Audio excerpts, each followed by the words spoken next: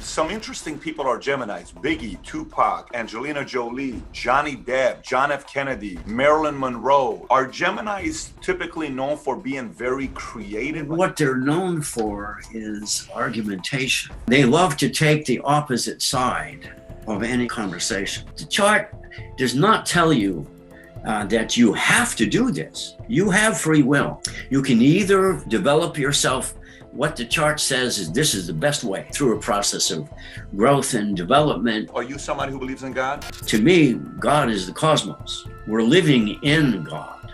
It's important for people to use astrology for what it's worth. It's a guide. It is not a directive. You know, you read in the Bible that we are made in the image of God. It's too human. It's too vindictive. It wants to punish you if you do something wrong. There's nothing about learning except to obey. It's not so much about you succeeding or not succeeding. It's about being the best you that you can be. So my guest today, some of you guys may say, Pat, what is it with you in astrology? Well, for the longest time, I ran an insurance company. I got 19,000 licensed agents. And every time I meet people, I ask them, when's your birthday? When's your birthday? When's your birthday? When's your birthday? And in my mind, I'm trying to figure out if there's a formula for it. So Mario said, Pat, since you always ask everybody about their birthdays, let's go get somebody who can educate us a little bit more and see if there's some credibility behind this astrology. And today, my guest, Ray Couture, has been an astrologist for nearly 50 years. There's an interview with him where I think 14, 15 people come up. And by talking to them for like a minute, he has to guess what sign it is. And that video got 14 million views on Cut channel. If you've not seen it, we'll put the link below as well. But with that being said, Ray, thank you so much for being a guest on Valuetainment. Thanks for having me. Appreciate being here. Yes. Yeah, so Ray, what gets you to wake up one day and says, I want to be an astrologist? How does that happen? Well, we share a certain common background. I was in the military for quite a while. And, after I got out of the military, it was kind of like a weird place. You know what it feels like. You discharge and you're out there trying to figure out, well, how do people in the real world work, Mm-hmm. So I ended up in a coffee house someplace after I got discharged. And I met this guy, and he started telling me more about myself than he ought to know. And how we did it, and he said, astrology. And I looked at him, and I said, man, you got to be crazy. I've been pushed around by government regulations back and forth to CO this way and some of, all of that kind of stuff. I don't want to be pushed around by balls of gas and rocks in the sky telling me how to live my life. And he says, well, okay, fine, you don't want to do it. Well, here's the kick. This was a coffee house. And this guy was surrounded by beautiful young women. And after a while, I said to myself, I got to get in on that because he's got something going on. I sat at the table and I noticed that everybody was really interested in astrology. So here and there, I would say a few dumb things, And he said, hey, man, I'm going to give you a list of books. You go get them and we'll work together. I looked at him. I said, you're crazy enough to be right. So I went in and did that. And within a couple of years, we were teaching classes together. Wow. And I view him as the person who gave me the opportunity to take it from the sky, put it in everyday language, people's way of living and understanding in common ways, rather than some big esoteric kind of woo-woo place, Astrology is a real thing. He said, look, people think astrology is all about what's out there, the big, you're in it. You're a part of it. You're a product of it. So he taught me how to do that. And then I got involved with people who were pretty much the leaders in the astrological community for many, many years. And got into radio, did an awful lot of that kind of stuff and did astrological work from there. So that's how I got started. Very interesting. And how does that become a career? Is it just teaching courses? I mean, how do you monetize that career as an astrologist? Well, my focus was not so much on monetizing.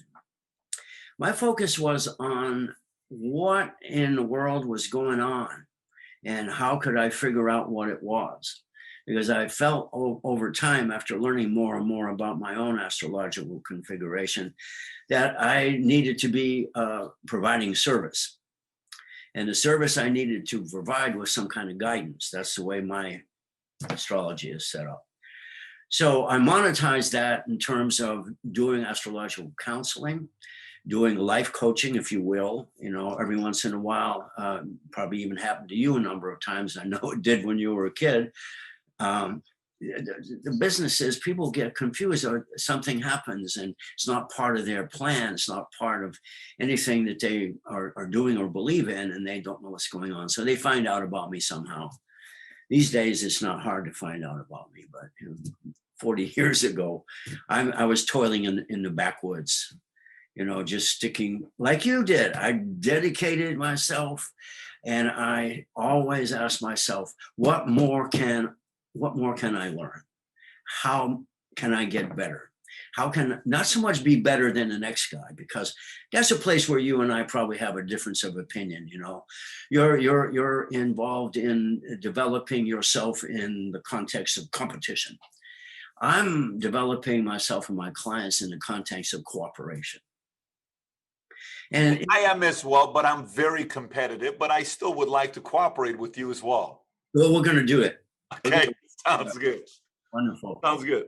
So look, for me, I'll give you a very funny story. So one day I bring my one of my analysts, my senior analyst in, and I bring my director of finance. I said, I want you guys to run a report for me. They said, what report? And I've asked for a lot of weird reports over the year, but this one was the ultimate weird report to them. I said, I want you to take my top earners who are making over, put the number, $250,000. Then I said, try it at $500,000, try it at 100,000, try it at 50,000. I want a report to see what sign makes the most money. Okay. And I said, and then the report came back. I said, you gotta be kidding me. This sign makes the most money. And the way I ran it based on months. I didn't run it based on signs, because sign is a little bit different, but there was a trend. So the biggest thing to me was trends. And then, I started looking at these trends. I said, why do April babies do so well? Is it because they put a lot of pressure on themselves to make sure they get the job done? And Aries, they work in a different way. And Virgos are perfectionists. And why are they? Why is it like they have the perfect cut hair, everything? And why is it that Libras are good at reasoning and the way they work? And why is it that I've always gotten along with an Aquarius in my life? I've never had a moment that I've not gotten along with an Aquarius, except for maybe Lucius Prescott. Lucian, him and I didn't get along, but everybody else I got along with. So the question I have for you is, when was the moment for you when you get in? Because, when you say astrology, if you say astrology to a Christian person, they're like, I don't believe in it. I don't even want to think about it. I don't even want to, a lot of religious people are like, don't even bring it up to me. And some people are like, I don't believe in this. It's fake. It's not this. It's just a bunch of BS. But to me, I've seen, 20 years I've been following this stuff. I've seen a little bit that there's something there. What formulas early on did you see, Ray, that you were kind of like, wow, this makes a lot of sense? Was there like a moment for you where you said, there's a lot of trends that I'm noticing? There may be more credibility here than I thought before I met this man. I think a word that happened to me was when I got involved in being a radio producer and interviewer. Everything that I felt prior to that had to do with me not really being good enough to do any of that kind of stuff. I had that kind of opinion.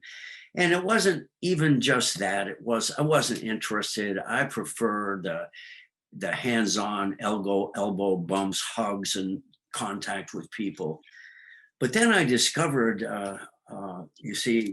from everything that I'd been told, I'm a Sagittarius. And that explains something to me about why I was always really feeling weird about people being negative around me, always pointing out all the things that could go wrong and all that. So I started talking to people in that same coffee house who were associated with the University of California at Berkeley. And they introduced me to some of these people in radio, and they said, oh, you're the voice we need. And I said, no, I'm not. And then I found out that at the very moment that this was happening, there was an eclipse happening on the same degree that my moon was. I have a moon in Leo, You and I get along on Leo, because everything you told me about yourself, I have it right here. You're, in all intent and purpose, I think you're a Leo rising. I know you got a Jupiter in Leo, but we won't go there yet because you want to know more about what that happened. So that moment, I realized that all of my fears had been undercut, and I found myself in front of a microphone, interviewing some people that, in my estimation, were above my station. But I walked in there and I just did what I did because I didn't care about all of that kind of stuff. I just cared about talking about the truth and about the positivity and about the direction and about higher consciousness, spirituality, religion, all that kind of stuff. And astrology then just kept on telling me day after day, you're in the right place, Ray. Just give up on feeling comfortable or inadequate. And God, the cosmos, the source, or whatever, put me there. So I need to do what it is that feels good to me. And I always felt really, really good when an idea of mine would light up somebody's eyes and say, oh, gee, I never thought of that. So that was a way for me to continuously feel that I was doing the right thing. It wasn't me trying to run away from reality. I mean, I was brought up a Catholic, although I never really practiced it so much.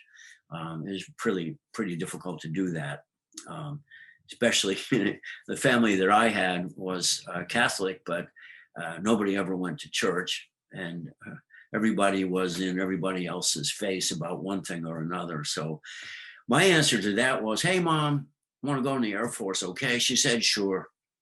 Day before that, I asked to go in the Boy Scouts. She said it was too dangerous. Boy Scout, no, but Air Force is fine. Boy Scout, too dangerous. Said, oh, camping out in the woods like that, that's dangerous, man. But can you go in the Air Force?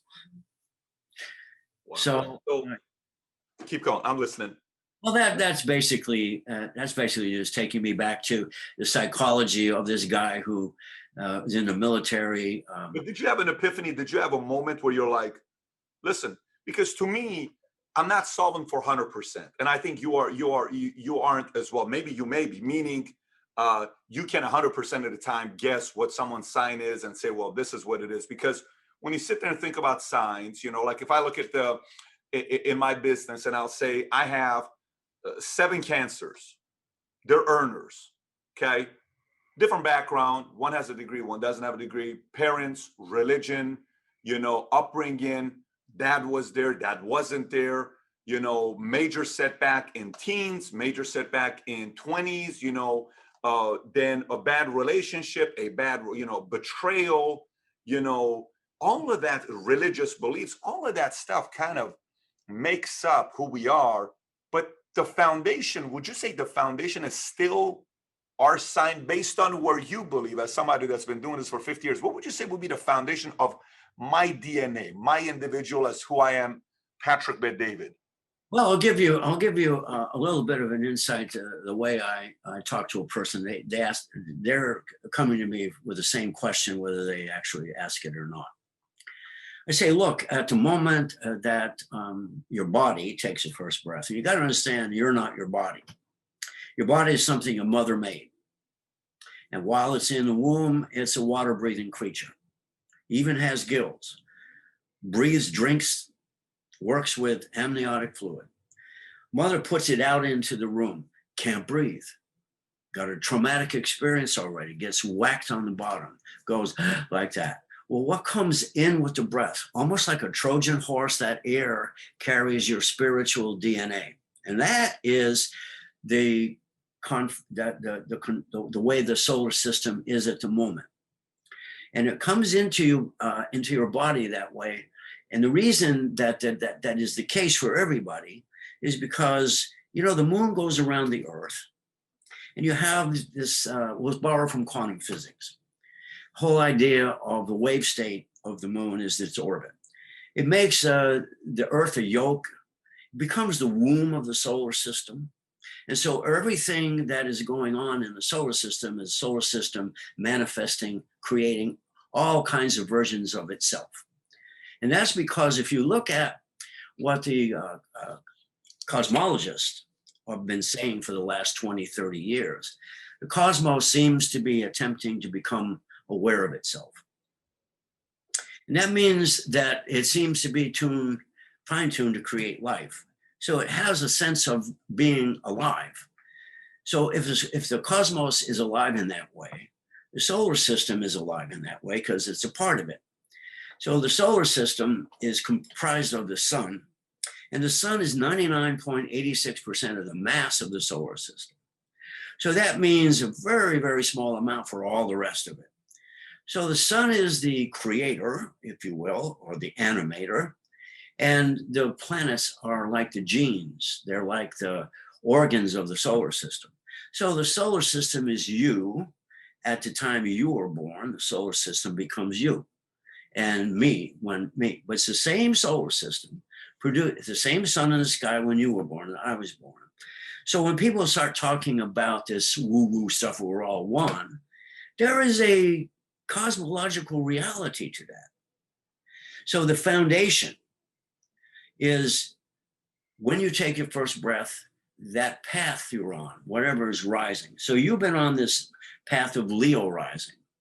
You've been challenging yourself from the day you were born. And in your experiences coming out of Iran and in the whole idea of being a refugee and so forth, what you saw in those years from 7 to 12, 13, and 14, man, you know, you were not really satisfied with that's good. You were upset. And you took that upset and decided, I'm getting out of there and I'm going to find a way out of there. And around 10 or 12, the whole circumstance arrived. Total confusion on your part as to what was happening. All of a sudden, you found yourself in the United States. And you looked at the United States and you heard what they're saying. They said, you can be anybody you want here. You said, that's for me. I know what I want to be because I know what I have been. And I have been lost and poor and angry. No more. Nobody's going to push me around ever again. And on top of that, I've got something to offer. And I want to work to serve and help people. That's my whole deal. I'm here to help people. And the only way I can do that, according to your chart, is to learn and learn and learn. And I can't, at the time, when you started thinking this way, I can't afford to go to university anymore. Well, okay, I'll bring them to me. I'll bring these teachers to me rather than me having to pay bucks, all kinds of money to just go hear what I think I already know. So that's a short version of how your path is going. Now, you know, I'm October 18. I'm Libra. I was born October 18th. October 18, 1978. Yep. The sun is in the last 10 degrees of Libra.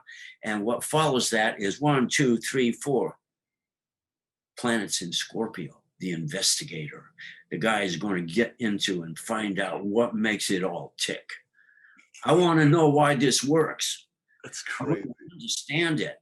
Not only that, but I hope that it changes my financial situation, what I learn, or it can change my values. It can even, I even want to believe in something. Believe it or not, I want to believe in something. Please give me something to believe in. And the end result was, I believe in me. That's the driver. But the me that you are is an aspect of this thing called the cosmos, which is, you must call God, if you want to call it something. You know, there's all kinds of concepts of God among people of the world. You can go from Islam to Buddhism. You can go from Buddhism to, you name it, right? Well, what you have is nobody really knows. But you end up having to feel it.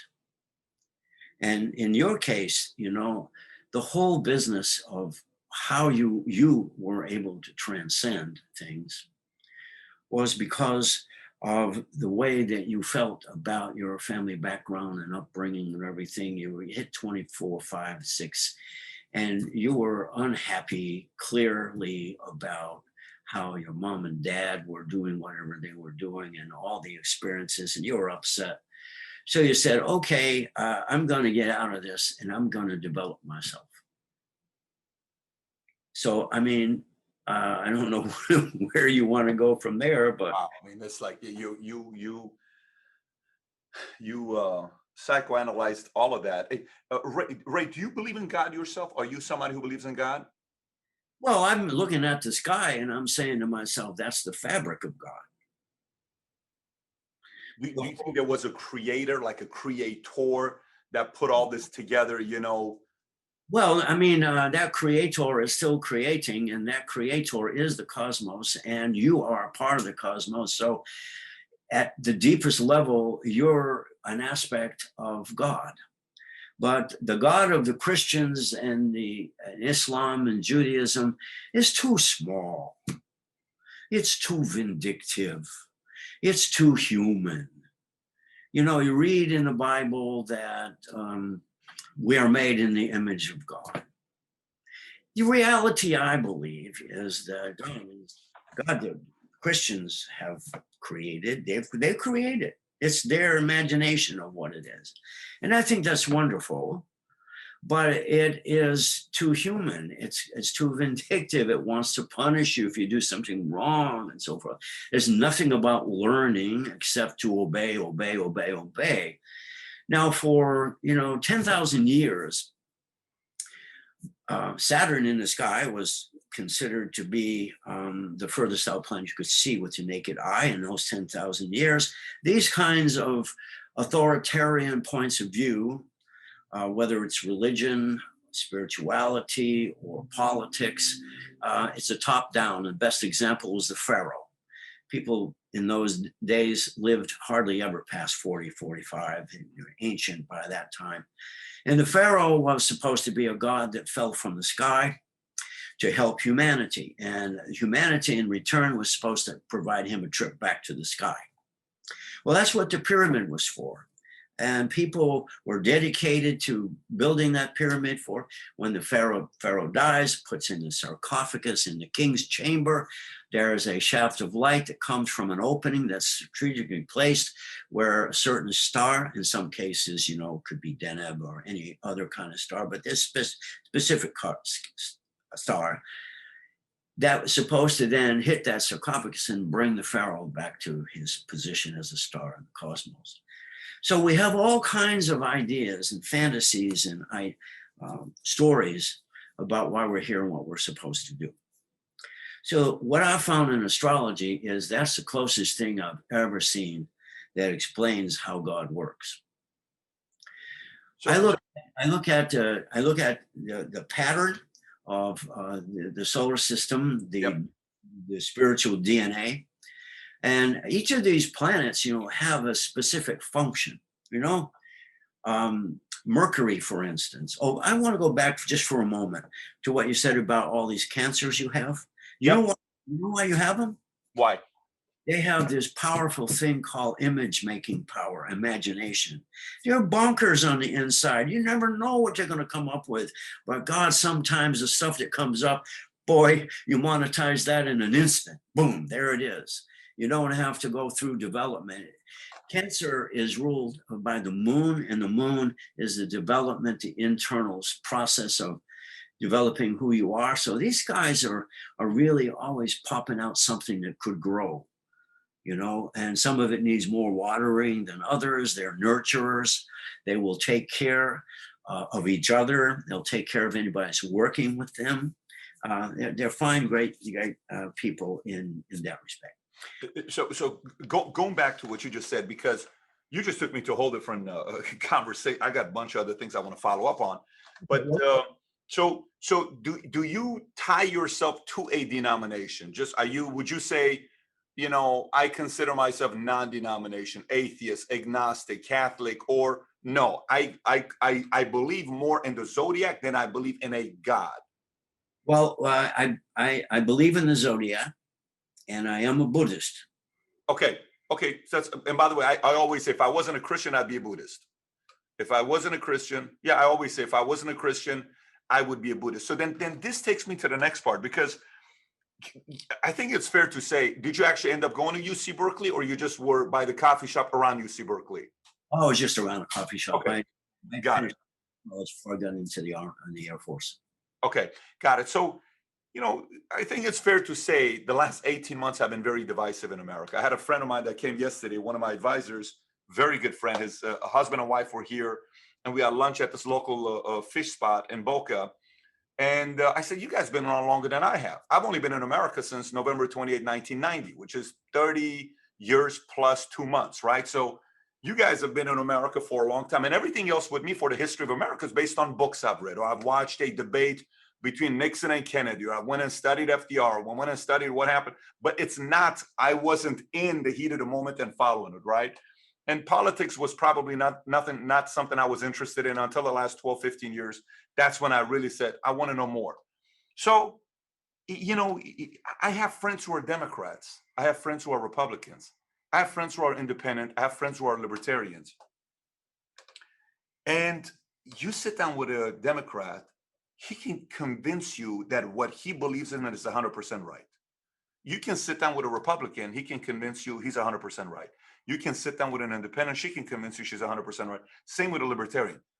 How much of this is the truth or your truth based on your wiring, your zodiac? I don't know if you know what I'm asking or not. Like, does our zodiac sign and the way we're born, we automatically are politically Republican or Democrat or independent? Is there some trends and patterns between those? Well, I mean, you're asking if truth is relative or not. Relative truth. I mean, I am convinced that the solar system and astrology are a very good way for people to understand what is going on with them and what their life is about and what the best way for them to be is. The astrology moment of birth creates this chart, and the point is that the chart does not tell you that you have to do this. You have free will. You can either develop yourself. What the chart says is this is the best way. This is, if you do this in a way that is clear and increases your consciousness and awareness and so forth, everything that you do will fall into line, and it's the best way for you to go. But people, whether they're Republicans, Democrats, or independents, or Buddhists, or Catholics, they're going to go according to how they feel. And that is going to be determined by the conditioning of their first 14 years in their life. The conditioning. That gives them an idea of who they are in a sense based on how they either fit or don't fit and what they're told they're going to have to do and so forth. But the idea that you're bringing up is that every one of these people in one way or another has found their way to what they believe in according to how they are responding to the circumstances that they develop. But there's so many different levels that you have in a human being. Everybody operates first of all on the biological level. And gradually, socially, you become a socio-cultural character. You're playing a participant, you get married, you do these things, you have children and all that. And then all of a sudden, not all of a sudden, but through a process of growth and development, you then become an individual who looks at society and says, I'm going to get out of that section, I'm going to do this. And then beyond that, you become completely successful, you make tens of millions and billions of dollars, and you still feel empty. There's still something that you need to do. And that's where you begin to understand the concept of feeling the divinity calling within you to God. But to me, God is the cosmos. We're living in God. We are a part of God. We're a thought of God. These cosmologists of today are basically saying that the cosmos is a great thought. I asked you that question for a reason. The reason why I asked that question is because, so, I like data. I'm a big data guy. Data tells a story, right? If I pull up data, I can learn a lot about anything. Data. If I'm running a business, say I'm selling alcohol, okay, run my dates on what day I sell what the most, and then I'll say, okay, I see a trend. December such and such. Wow, people drink a lot on Thanksgiving Day, and stats showing that Thanksgiving Eve is the highest drinking day of the year. By the way, that's actually a factual statement and research I've seen, right? So okay, so while you're talking, I go online and I say, what are the most common zodiac signs to believe in God? And what comes up is it says 3 zodiac signs who are most likely to become atheists. Okay, Capricorn, Virgo, Taurus. Okay, then I go and pull up to prepare for the interview. I'm like, you know what? I'm curious. What zodiac sign have we had the most presidents with? Used to be 5-5. I'm sure you know this. Now Biden made it 6-5. Scorpion's now at the top. Then you got Aquarius is at 5, which is Lincoln, FDR, Harrison, McKinley. Then you got Cancer, Capricorn, Leo, Libra, Pisces tied at 4. Then you got Gemini and Sagittarius 3. Aries and Virgo is 2, right? And then Geminis, you got JFK, Bush Sr., and Trump, all the same. Interesting. Leos, you got Obama, Clinton, same. Interesting. So I look at a lot of data, and I mean, by the way, there's some crazy data that's been pulled up. I don't know, like the data, if you've done research on this yourself. Cancers are the most dangerous. According to FBI data, shows that cancers are the most frequently arrested of all signs, and their crimes are often more serious than others. Cancers, right? You got Tesla, Elon Musk, Tom Cruise, Robin Williams, George Michael. Leos are most likely to hit the gym the most, twice as much as everybody else. Leos are also the worst drivers. They get 40% more speeding tickets than Libras, except this Libra. I guarantee you I got all Leos beaten in speeding tickets. That's a promise right there, right? So I go into this, the top athletes are frequently Aquarians, Michael Jordan, 21% of top best athletes in all sports, Aquarians. Second place is Cancer, 12%. So again, I can go on. Serial killers are 2 signs, Pisces and Gemini. I pull up all this data and it tells you something. So how much of it is there that much of, if you are a sign and how you are, that's going to dictate how you're going to be? I mean, No. now the data can tell us a story. What are your thoughts about the data that links to different signs? Well, the data doesn't tell anything about dictation. It tells about how people either were able to use their sun sign energy for positive things or negative things. And the most serious negative things usually come out of experiences in the first 28 years of a person's life, usually in the first 14. And the reason for that is that in those first 14 years of your life, half of them is the development of the ego, and the other half is the ego trying to figure out how to feel about that. So there you are, in your situation, you have the reason you do this is you have something in Virgo called Saturn, and it's in the house of what is valuable. And what to you is valuable is your analysis and your breakdown, and you give some kind of structure as to what people are doing, what kind of work are they doing, how are they. You're interested in all kinds of data. That's what Virgo is like, very critical analysis. I mean, you go up and down on data alone. But the idea also with astrology is you have to be careful with that, because take, for instance, the Geminis, right? There was Kennedy, and then there's, Trump, whatever, I forget his name. I can't remember. Isn't he your favorite president? I thought he's your favorite. I saw a picture in the background of his. He was my favorite president. Kennedy, as a Gemini, was not like Trump. Gemini function is to confront conflict and resolve it.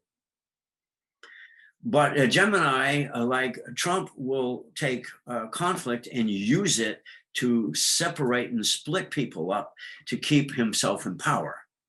That's how he works. That's how he gains power. He just turns people against each other. And that's everything that he ever did. Whereas Kennedy did the opposite. He did the Gemini thing of bringing people together and overcoming conflict and trying to connect and communicate and understand, you know. First words out of his mouth, inauguration, friends and foes alike, you know, talking to everybody. We're going to connect and we're going to be real and you can count on us. Now, you asked a little earlier, all these years that I've been here and you've only been here for 20, I've seen this country decline in very, very slow, serious way. For just the word organic food, what a mind-blowing thing that is. I grew up and there was nothing but organic food. That's all. There was no chemical. There was no big ag. And we had a lot of local farmers and they didn't use pesticide because they didn't exist. So they used the farmers' almanacs, they used all kinds of things, but they did it organically and so forth. Little by little, through all kinds of ways of, you know, the Agriculture Department of the United States, the government itself, and the school system, discovering that by the time we got to World War II, didn't have enough healthy kids to make soldiers out of. So there was this school lunch program that was put together, and that made it necessary for have enough surplus to be able to give it to them. So you end up with a lot of energy going into putting chemicals into the ground as a way of growing more food, and on it goes until now. You have to pay extra to not have food with chemicals in it. So that's only one example. The political thing, I mean, the political parties in the formation of the country, there weren't any political parties when they formed this country in 1776. It never dawned on them. So that's why the Electoral College is such a mess, because they were thinking of all the states being, you know, bound together loosely by an agreement to be part of the United States. And so they could have this vote and they could do that, but it was all about slavery in the United States at the time, because slaves in the slave states didn't have enough population, voting population, to be able to win an election. They were all in the bigger cities and so forth. Well, the solution to that was the Electoral College, where they said, okay, you guys are going to get so many votes, and we're going to increase your population by taking every slave you have and counting it as 3/5 of a person. You know, that is where it all starts and comes from. And racism, you know, the United States, for instance, is a cancer, right? Now, cancer is all about race, but it means human race. It means human race because it's an astrological thing of God, if you will. And human beings have turned it into racism, because what you said about cancers perfectly fits the United States, our behavior in this world. You know, we have this bring me your poor and your downtrodden and so forth. And then you have a president like this who does that. So cancer can be very viciously awful, mean, and terrible. And it can be also very kind, wonderful, and nurturing. And it all depends upon what happens to that in the growing up stages. So a country has an ego just like a person. Makes sense. You know, some of the best leaders of my company are cancers. Like, I mean, and I'm not talking about one or two. A number of them are cancers. So yeah. So if you don't mind, I wouldn't mind, like, if you just go and say, here's the fabric of an Aquarius, here's the fabric of a Pisces, because I watched that video you had with Cut, and I watch it a few times because, you know, girl comes in and she smiles at you. Haha, you're like, oh, are you Pisces? Why? Fish, teeth, fish, you have it. So let me see your ear. And then you looked at the ear, and you're like, your ears are pokey. You're going to be, you know, and let me see this. Can you stand up? Let me see your hands. Turn your hands around. Okay, if you have some like this, you agree too much. Here, let me change the sign. Give the sign back. This is you. If you were that, you wouldn't agree that. I mean, you know, the way you went back and forth. So it made it very technical. Like, it didn't even make it easy to make an analysis. So would you mind taking a minute and just kind of going through each sign and what the commonalities amongst those signs are? Well, sure. Okay. If you know, the makeup of a person is more than their sun sign, but the sun sign in some way has a physical kind of manifestation. Now, take an Aries person, for instance. Psychologically, emotionally, you're going to find them very impulsive and pretty hot-tempered. Very easily, you know, ticked off in some kind of a way. And there, you'll when you look at them, almost everything about them is in their head. You know, I don't mean psychologically, but the shape of their head, the way that they talk is in their head. You know, they don't use their hands so much. They're this way and that way, and they use their head a lot. And their head is what Aries rules. If you're looking at an astrology book and say, what part of the body does Aries rule? It rules the head. So you can tell in Aries, generally speaking, but it isn't always true that that they're going to look that way because of being Aries. Sometimes they're a Taurus, but they have an Aries rising. And what was rising on the eastern horizon when they took their first breath, that also has an effect on their physical appearance. So an Aries rising may be more apparent to you than, or to anyone, than the fact that they're Taurus. But the Aries energy is pretty clear. They're impulsive. They're kind of bullheaded. The way they handle problems is, oh, there's another brick wall to smash. Instead of going under, around her, or anything, you know, they just go right at it. A Taurus, on the other hand, will look at that wall for a half an hour and then turn around and think about it. Turn around and look at that wall for another half hour and then decide, I'll go around. A Taurus is energy that is based on the shoulders. You can find Taurus athletes have huge necks. There's a little head on a big neck. You know, the Taurus part of a person, that Taurus person, if you're dealing with, let's say, the female of the species, Tauruses are beautiful. They are fertile. They are just gorgeous, lovely people. And it works that way for men too, from the perspective of their sense of solidity. They're built like a block, you know, the guys. The ladies are built like an hourglass, you know. They're just all very, very sexually attractive. Sounds like you've had some interesting Tauruses in your life. I'm married to one. She's over there listening. No, it's true. It's true. Taurus ladies are very beautiful. They're very fertile. They're very supportive. And the thing about it is that you can't push them, but once they make up their mind, a Taurus person, you can see by they're the beginnings of Libra. And the reason I'll tell you that is this. The sign Libra is ruled by Venus. The sign Taurus is ruled by Venus. The Taurus guy or girl will say, I don't really care what people think of me. I'm going to do what I want to do, the way I want to do it, at the time I want to do it, in the speed I want to do it. But I'm going to do it, so don't try and stop me. Libra, on the other hand, the Venus that rose there is like, well, I am a social creature and I have to sort of like not rock the boat.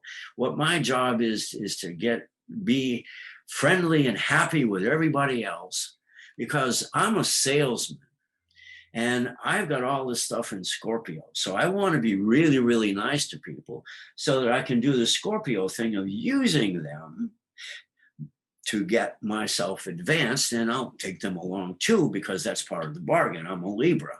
I have to be fair. So you care what people think about you. And on top of that, with a Leo rising, not only do you care about it, but you need it. You need people to like you. You really, really do. Because in your chart, after the rising sign in Leo, what comes up is Virgo. And Virgo gets a little self-doubt and says, am I good enough? If people like you, then you can say, yeah, I'm good enough. Not only that, but I'm better than good enough. Because you got, anyway, I could just go through your whole chart. You were like going straight to it. Yeah, I know. So in Pisces, I think you went through Aries, Taurus, you went a little bit of Libra, you went into Cancer. We spent some time on Cancer. What can you say about Aquarius? What I say about Aquarius is they are, they're in a whole other universe. They're living in a kind of consciousness that says, I don't believe everything in that little box you want me to live in. I want to live outside the box, where my job is to take everything that exists and make something else out of it. I want to live outside the box. I want to be part of something bigger than myself. I want to live in a logical way. I don't really want to get hung up in a bunch of emotional morass about being angry about this or the other. I want to be simply logical, take care of business, take care of the group rather than myself as an individual. So Aquarius is a we kind of a person, whereas a Leo is often a me kind of a person, right? Not that either one is right or wrong, but it's the way they are. Take FDR, for instance. He is an Aquarius, and he was all about the us of it all. And that's why he brought in the whole concept of Social Security, because he figured had a responsibility for everybody to be able to at least have food on the table and money to buy it. Let's see what we got left. So if we got, we've covered, let's do Scorpio and Pisces. Scorpio. Well, if you're, as an example, Scorpio fundamentally, emotionally is an extremely private person. If you get in a relationship with a Scorpio, you best be aware of the fact that they're not fully in it, no matter what it looks like. They protect themselves. They are about survival. And survival means it's their responsibility to be aware of what dangers involved and so forth. So a Scorpio will put a mannequin into a relationship or a trial balloon or something like that. And eventually they'll get more and more into it when they get hungry enough, because, you know, the balloon is being fed. The mannequin is being fed all this love and attention, and the Scorpio is not getting it. So then they inch in a little bit closer and so forth. But they need relationships to grow, because Scorpio follows Libra. Libra is about relationship, you know, your relationship to everyone and everything. And Scorpio is the result of that. So a Scorpio person is in the result area, and they have to have relationship to get results.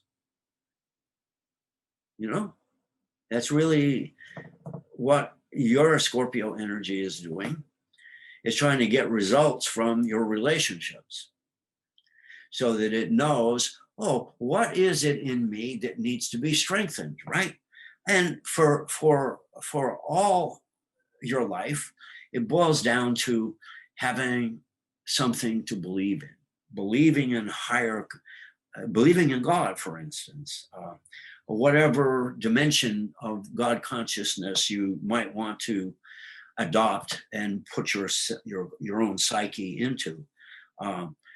That's what your Scorpio energy is really trying to do. Very helpful, by the way, as you're going through it. You know, I went a little bit deeper to kind of look at some more data, and different things came up. Like I'd be curious to know if you have a sign that is there a linkage between the happiest and the least happiest? Because like right here it says Capricorns have wandering eyes. They're always looking. Aries, make up bulk of billionaires according to Forbes. So Forbes 400, the most billionaires are Aries. Interesting when you think about that. World leaders are often Scorpios, hence 6 of them is ours, right? A German astrologer named Franz Elsbeth Ebertin predicted Hitler's rise to power based on his astrological chart in 1924. I mean, that's just crazy to be able to say, you know. So Sagittarius are twice as likely to become famous. Research conducted by Cartoon Network. That's a pretty credible source to conduct that research, right? You know, Democrats believe in astrology more than Republicans do, according to Chapman University, which I've been to Chapman University, right? Democrats believe in astrology more than Republicans. That's the university you went to. You went to Chapman, one of the best movie schools in America. Schizophrenia signs, Aquarius and Pisces. Both Teddy Roosevelt and Franklin Roosevelt believed heavily into astrology. Top moneymakers, according to Career Builder, Scorpio, Leo, Cancer, Taurus. Lowest earners, Aquarians, Capricorns. Pisces have the darkest thoughts, studied by perceptual and motor skills. Gemini switch jobs often. Reagan hired an astrologer, a Republican president, hero to Republicans, hires an astrologers. Scorpions are considered the sexiest sign. I mean, you know, again, like I tell you, I'm a data guy, but when you think about it, do you have some things where you notice, you know, this sign's the most content, this sign's the happiest, this sign's the least happiest on how they live? Is there anything that you've seen there? Well, you know, the thing about statistics is that that's just exactly what they are. That's all that they are. There's no one sign that is designed to be the happiest. The propensity for happiness might be greater in one sign than another, but it doesn't mean that that sign will always be considered that way. But at the same time, all the statistics bring up that, yeah, these were all these Pisces, for instance, or were you know, mentally deranged in some kind of a way, right? Well, that's because the danger of spirituality, if you will, of a Pisces function. You know, Pisces is a sign that has no boundaries.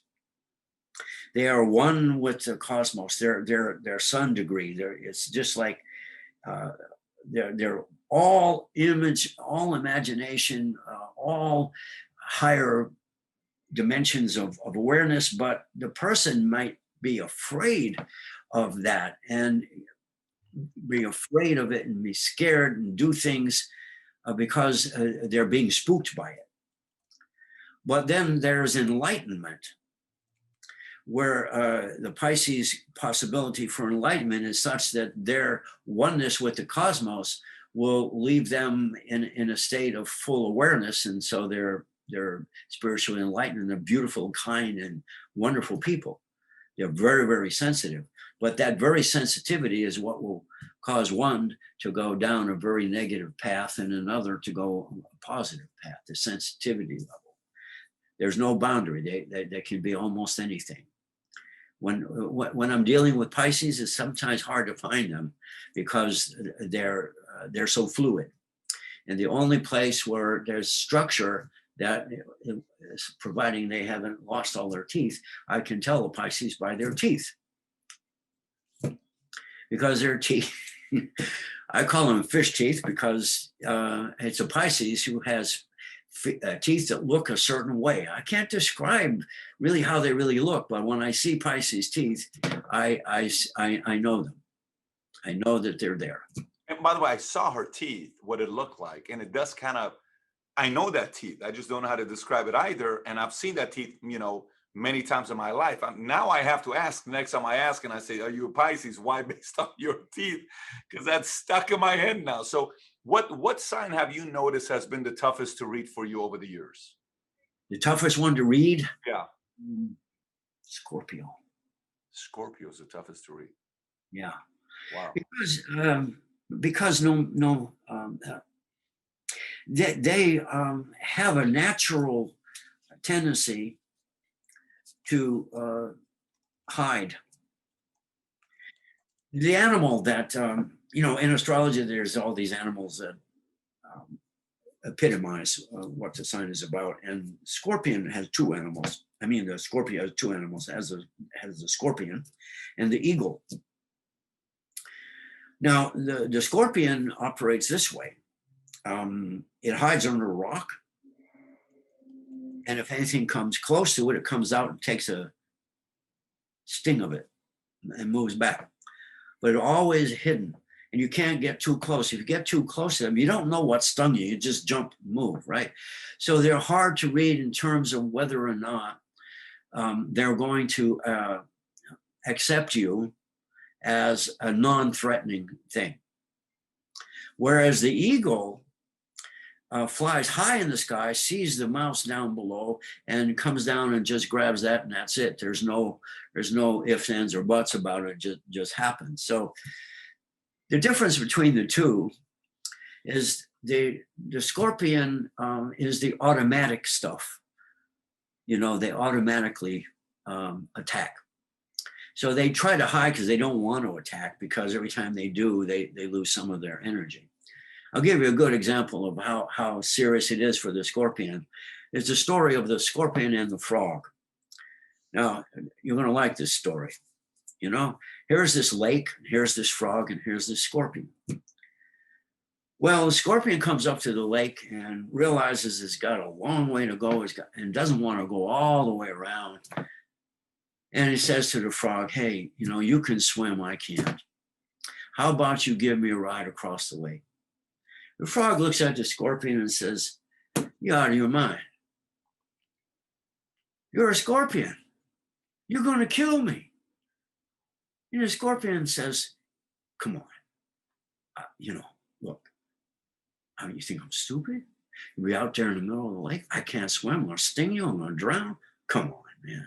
Use your head. Sure. Frog says, well, okay. So they jump on there. And the frog, you know, is looking up saying, hey, thanks a lot, Miss Scorpion. Hey, no problem. And all of a sudden, zap, sting. The frog looks at the Scorpion and says, what the hell is wrong with you? Now we're all going to die. Scorpion said, sorry, just couldn't help it.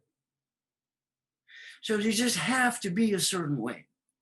And in order for them to be a certain way, they have to hide that they are this certain way. Scorpions. I just pulled up Scorpions. Bill Gates a Scorpion. Ryan Gosling's Leonardo DiCaprio, Puff Daddy.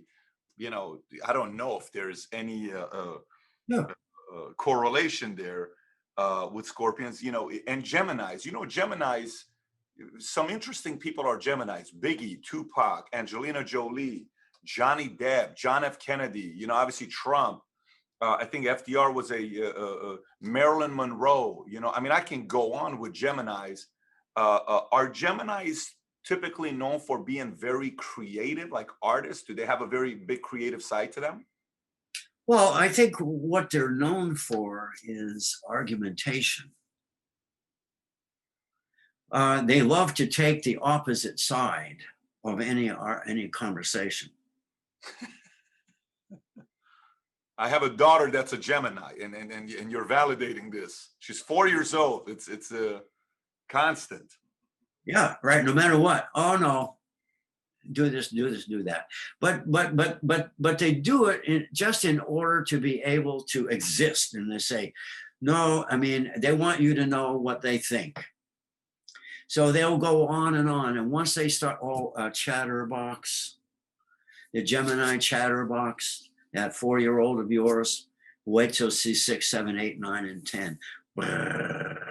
Rat-a-tat-tat-tat-tat. Hold on, too many words. What do you want? Lollipop. You know, they're going to give you all the reasons in the world why they should have this thing, but they won't tell you what it is until at the end you get tired and say, okay. All right, look, I got to go out. What do you want? Oh, yeah, lollipop or sandwich or a hug, a kiss or something like that. So Geminis are like that. They really are communicative. They love reading. And their way of living is widespread rather than deep. They're very curious. You're a 4-year-old. Don't leave anything you should not see or touch anywhere near her, because she's going to pick it up, look at it, toss it around, and see what it can do. Very, very, it's so true. Ray, I mean, I can go on with you for a couple hours. I'd love to have dinner with somebody like you, where we can just talk offline once the craziness goes away. But any final thoughts or conclusions or notes, any final things that you want to share with us before we wrap up the interview? Well, I think it's really important for people to try to rise above the socio-cultural conditioning of the first 28 years of their life, if you will. Because in the first 28 years of your life, you're living in a cultural cocoon in one fashion or another. Even though you change cultures here and there, you're still, you get born and you crawl into this cocoon, and sometime around 28, you have to say, wait a minute, I have to reconstruct myself. So for me, it's important for people to use astrology for what it's worth. It's a guide. It is not a directive. I see astrology now more from a position of being transpersonal. It's not so much about you succeeding or not succeeding. It's about being the best you that you can be. And for some people, that might mean remaining in poverty. Not mean that they shouldn't try to get out of it and all that, but they need to learn how to work with it. You have to learn to work with what you're given, right? So I really think that in the coming years, as far as the planet is concerned, people need to be more conscious of the fact that your environment is you. And as human beings, we need to be more conscious of how we interact with the planet. Because I think it was John Lilly of Eli Lilly and Company who said back in the 80s or so, humanity has become a virus, destroying its host, and that has to change. So the only way I can see that changing is by becoming aware of the fact that we're having this kind of effect on the planet, and begin to be able to figure out how to change ourselves within ourselves to be able to be better at our interaction with one another, and therefore also with the environment itself. Because in the final analysis, the latest report I've read is we're headed toward the end of the century with a planet that may not be hospitable, let alone inhabitable. So we have opportunities to turn things around, and that applies to each and every one of us in our own way. I know you, Patrick, are doing what you can to help people get to a position of having financial security, so that if that's what they need in order to turn around and look at the planet and treat it better, all more power to you. Yeah, I appreciate that from your perspective. I mean, it sounded like you may be running for Senate or Congress or office here soon. Can you imagine? We get 2024 astrologists running for, office. My name is Ray Couture. I endorse this message, and I'm gonna lead the Cancer of a Nation, 4th of July, 1776. It would be a very interesting campaign. If you ever decided to run, I'd love to interview. If you wanted to run, this will be the place we'd introduce it to the world. I wouldn't be the first astrologer who did that. We had George Washington and Thomas Jefferson. George Washington and Thomas Jefferson were astrologists? Yeah, they were very deep into astrology. They were deep into all kinds of philosophical reformation that was going on at the time. The system of government was based upon astrological observations. The whole use of the eagle as the animal was also because of the scorpionic nature that the eagle represents, and the fact that elections in this country are on the second Tuesday, or the first Tuesday of November, means that it's a Scorpio time, and it's time to eliminate the old and bring in the new. And so that's why there's, and the 20th of January as the inauguration day is the day that the sun goes out of Capricorn into Aquarius. Yeah. So it's a day Wow. of transition. Yeah. It's all astrological. Moly. We should sit for a couple hours and we can go through all of that. You know, yeah. No, can you continue with that? What else in the way America was founded on has to do with zodiac? Because that's a whole different thing that we didn't talk about at the beginning. Well, no, I thought probably you might do that. I didn't know you were going to do the statistic thing, but yeah, there's the Congress. So far, you said the following. You said first Tuesday, November 3rd, Scorpio, okay, because it's the old and the new. You said January 20th, inauguration, because Capricorn to Aquarius, right? And then you said, what was the other one you said? You said another date that you gave. Which one was it? Did you give two of them only? Well, yeah, I only gave those two. But the idea of the structure of the government, you know, you have two houses. You have the Senate and the House of Representatives, right? That was a compromise, but it's Gemini. It's like taking the concept of Gemini, communication between the lower classes, the House of Representatives, and the upper class, the senators. And the reason for class differentiation there is because it was taking the House of Lords and the House of Commons in Britain and bringing them into a new dimension with the House of Representatives and the Senate to signify the idea of communication between classes that would determine the form and shape of the government. And so the astrological idea behind the presidency of the country is out of a long-term 30-year relationship that the colonists had with the Iroquois Indians. The Iroquois Indian group had a democratic setup. And so Franklin, I think it was, and Jefferson talked to them along with Washington about how we should set up our government constitution. And they said, well, you need to have your chief chosen by a council of elders. So that became, you know, the Congress. I mean, this is fascinating stuff. Like I said, we need more time together. Dinner on me.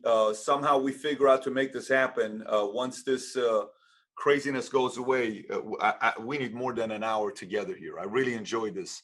Ray, where can people find you? If they want to find you, what's the best place for people to find you?